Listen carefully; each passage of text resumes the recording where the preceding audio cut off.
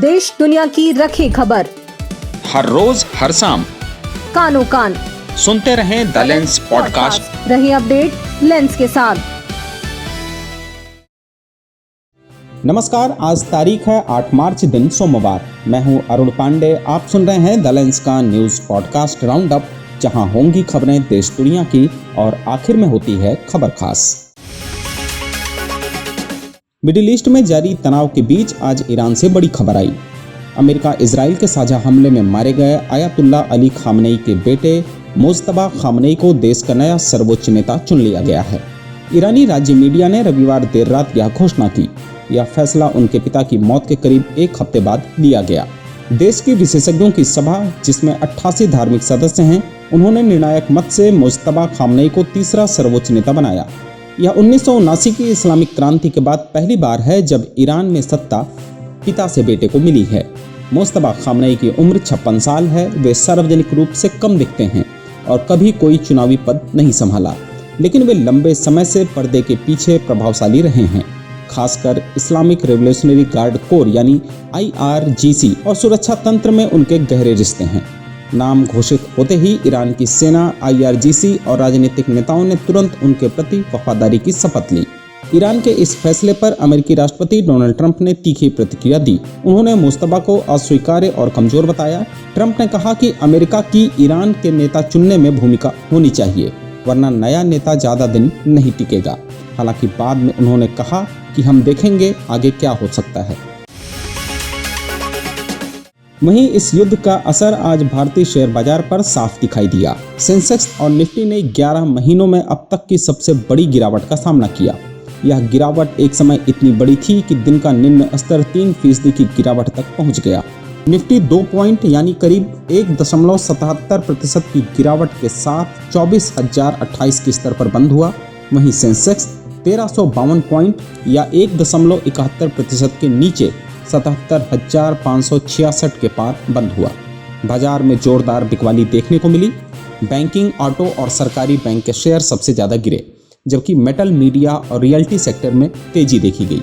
हालांकि FMCG, IT और pharma जैसे सुरक्षित सेक्टरों में गिरावट थोड़ी कम रही। निवेशक अब क्रूड ऑयल की कीमतों में उतार चढ़ाव, वैश्विक जोखिम और पश्चिम एशिया के घटनाक्रम पर नजर बनाए हुए हैं।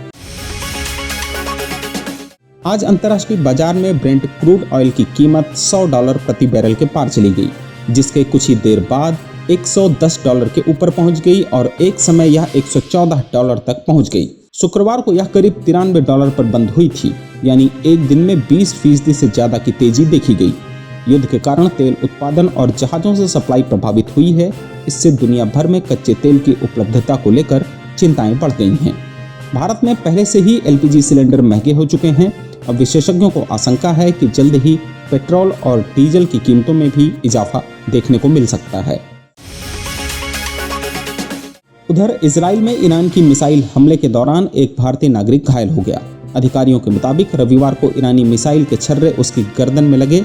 उसे तुरंत तेल अवीव के एक अस्पताल में भर्ती कराया गया। अस्पताल के प्रवक्ता ने मीडिया को बताया कि कल गंभीर हालत में लाए गए एक व्यक्ति की जान बचाने के लिए डॉक्टरों ने पूरी कोशिश की। अब उसकी हालत स्थिर है और वो खतरे से बाहर बताया जा रहा है। संसद के बजट सत्र के दूसरे चरण का पहला दिन हंगामे से शुरू हुआ। लोकसभा और राज्यसभा दोनों सदनों में विपक्ष ने अमेरिका, इजराइल और ईरान के बीच चल रहे युद्ध पर तुरंत चर्चा की मांग की, जबकि सरकार ने विदेश मंत्री डॉक्टर S जयशंकर के जरिए स्थिति पर जानकारी दी। विपक्ष ने सदन में नारेबाजी की और वॉकआउट कर दिया। विपक्षी सांसदों ने वी वांट डिस्कशन के नारे लगाए। लोकसभा में पीठासीन अधिकारी जगदम्बिका पाल ने विपक्ष से शांति बनाए रखने की अपील की, लेकिन हंगामा जारी रहा। राज्यसभा में भी विपक्ष ने वॉकआउट किया। विपक्षी नेता राहुल गांधी और मल्लिकार्जुन खड़गे ने संसद के मकर द्वार पर विरोध प्रदर्शन भी किया। खड़गे ने कहा कि पश्चिम एशिया में बदलते हालात भारत को प्रभावित कर रहे हैं। भारत अपनी 55% ऊर्जा जरूरतें वहां से पूरी करता है और वहां करीब 1 करोड़ भारतीय भी काम कर रहे हैं। हालात खराब होने से कई भारतीयों की जान गई और कई लापता हैं। विपक्ष इस पूरे मामले पर विस्तार से सरकार के साथ चर्चा की मांग कर रहा था। उधर दिल्ली हाई कोर्ट ने दिल्ली की पुरानी शराब नीति में कथित भ्रष्टाचार के मामले में पूर्व उप मुख्यमंत्री मनीष सिसोदिया और कुल 23 आरोपियों को नोटिस जारी किया है। यह नोटिस सीबीआई की उस याचिका पर जारी हुई है जिसमें निचली अदालत के 27 फरवरी के फैसले को चुनौती दी गई थी। उस फैसले में सभी आरोपियों को आरोपों से मुक्त कर दिया गया था। हाईकोर्ट के जस्टिस स्वर्णकांत शर्मा की बेंच ने सुनवाई की।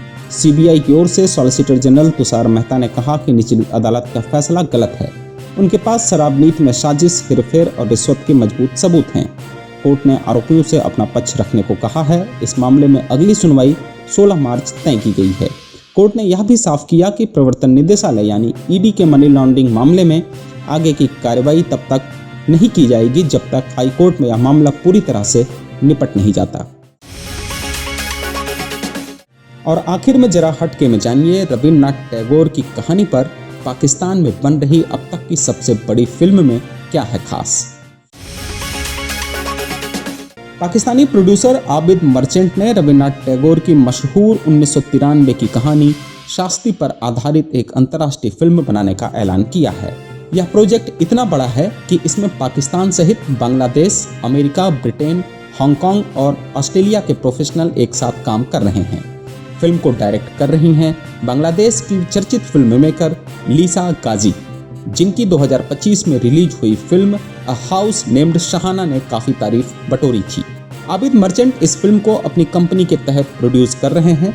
उन्होंने मीडिया को बताया, हमने बांग्लादेश की प्रतिभाशाली लीजा गाजी को चुना है क्योंकि उनकी नज़र कहानी को आज के दौर में बेहद प्रभावशाली तरीके से पेश कर सकती है। यह फिल्म एक मॉडर्न एडाप्टेशन है जिसमें murder mystery, court room drama और भाइयों बहुओं के रिश्तों की गहरी कहानी है जो टैगोर की मूल भावना को बरकरार रखते हुए आज के समय के हिसाब से बनाई जा रही है। इस फिल्म की शूटिंग इस साल अक्टूबर और नवंबर में ढाका में शुरू होने की उम्मीद है।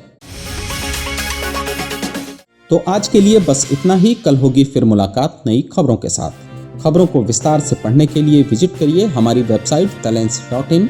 यूट्यूब के अलावा हमारे पेज को एक्स, फेसबुक और इंस्टाग्राम पर भी फॉलो करें। शुक्रिया। देश दुनिया की रखी खबर हर रोज हर शाम कानो कान सुनते रहें द लेंस पॉडकास्ट। रहिए अपडेट लेंस के साथ।